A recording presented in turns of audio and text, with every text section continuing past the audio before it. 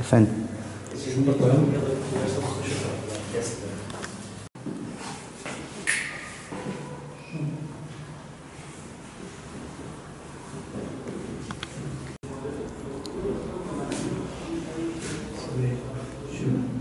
İşte sigara falan yılmışlar.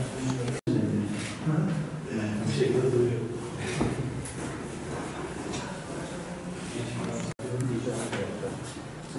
Gece 12'ye doğru buraya atıyor geri. Onaylansıca. Sonra evde de